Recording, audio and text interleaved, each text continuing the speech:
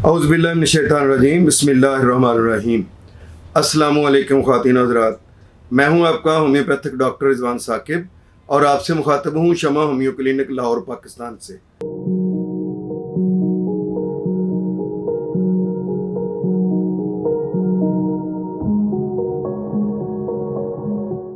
आइए आज बात करते हैं कि सिफिलिस की कितनी अक़साम होती हैं या उसकी कितनी टाइप्स हैं, जिसको हम आतिशुक कहते हैं। और इसकी जो मेजर अक़साम हैं वो तो दो ही हैं। एक जो है जो इसको हम कहते हैं पैदाइशी सिफिलिस, और दूसरा वो जो है खुद हासिल करदा सिफिलिस। यानी एक वो है जो वालिदैन की तरफ से बच्चे के अंदर मुंतकिल होता है। जब ख़ातून कंसीव करती है तो उसके बाद या तो उसको जो है उसके हस्बैंड की तरफ से, जो अगर वो सिफिलिस ज़्यादा है तो बच्चे में नुतफ़े के अंदर, स्पर्म के अंदर वो जो है मुंतकिल हो जाता है।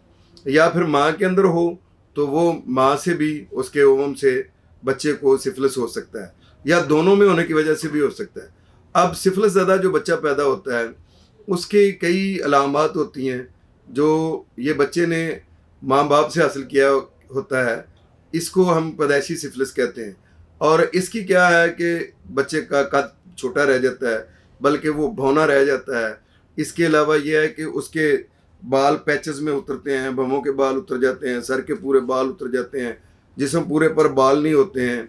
फिर इसके अलावा उसकी ग्रोथ नहीं होती है और उसको जो है वो मुख्तलिफ़ किस्म की मौसमी बीमारियां वो जल्दी लगती हैं।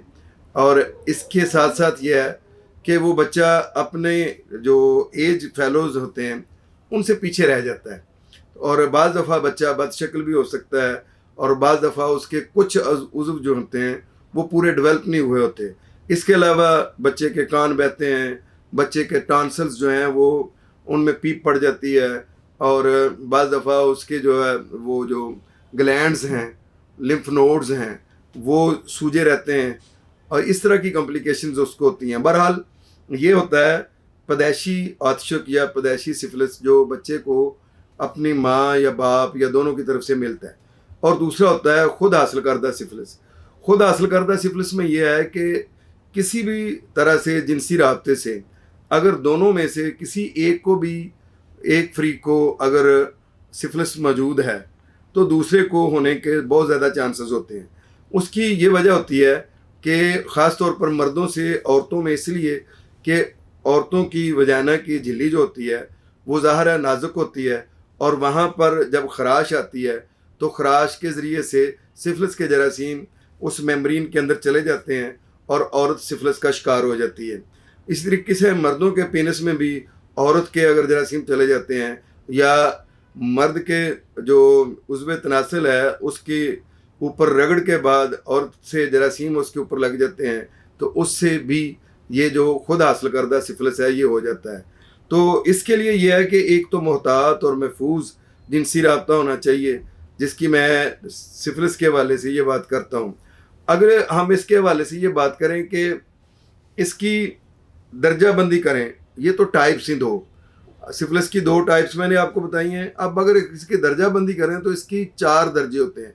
पहला दर्जा क्या है, उसमें यह है कि एक दाना बनता है पेनिस पे या मुंह में, और इसके बाद वो दाना बड़ा हार्ड होता है, सख्त होता है, और कुछ देर के बाद जो है उसमें से पानी निकल जाता है या जो पीप बनती है वो निकल जाती है, लेकिन इसके बाद वो ज़ख़म बन जाता है।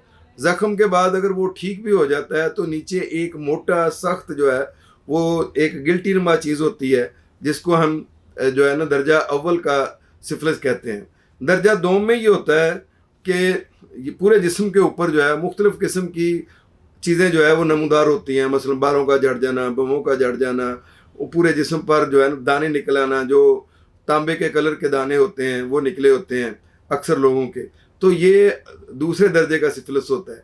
तीसरे दर्जे में सिफिलिस आम तौर पर बिल्कुल गायब हो जाता है, बस तबीयत मुजमल रहती है और नडाल रहता है, और ऐसे लगता है जैसे खून की कमी हो रही है, बुखार है हल्का हल्का, और बज़ाहिर कोई सिम्टम्स नज़र नहीं आते हैं। लेकिन सिफिलिस के दब जाने के बाद जब ये तीसरा दर्जा शुरू होता है तो उस वक्त इस तरह की कैफियत होती है, हड्डियों में दर्द है, जोड़ों में दर्द है, मसल्स में दर्द है, गोश्त में दर्द है, रात को नींद नहीं आती है और ठंडक बहुत ज़्यादा लगती है, ख़ास तौर पर रात को सोना उसके लिए बहुत मुहाल हो जाता है।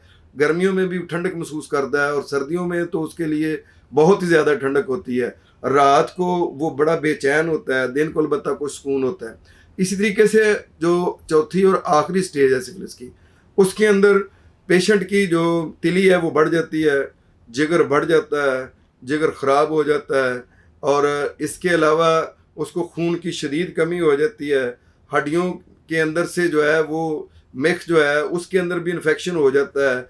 सर के बाल पैचेस की सूरत में उतरना शुरू हो जाते हैं और मरीज़ इंतहाई लागर कमज़ोर हो जाता है, भूख नहीं लगती है और बाज़ औक़ात पेनिस के ऊपर बहुत ज़्यादा दाने हो जाते हैं और जेनिटल एरिया में सारे में दाने बन जाते हैं और जो बड़े तकलीफ़देह होते हैं। हालांकि सिफिलिस या आतिशक के जो आम तौर पर दाने होते हैं वो पेनफुल नहीं होते हैं, लेकिन ये दाने जो होते हैं जब चौथी स्टेज में होते हैं तो ये फिर पेनफुल भी होते हैं। याददाश्त की कमज़ोर हो जाती है, स्ट्रेस एंजाइटी बहुत ज़्यादा बढ़ जाती है, पेट ख़राब हो जाता है। तो ये हैं सिफिलिस की 2 टाइप्स जो मैंने आपको बताई हैं और 4 स्टेजेस जिनके बारे में मैंने आपसे ज़िक्र किया है।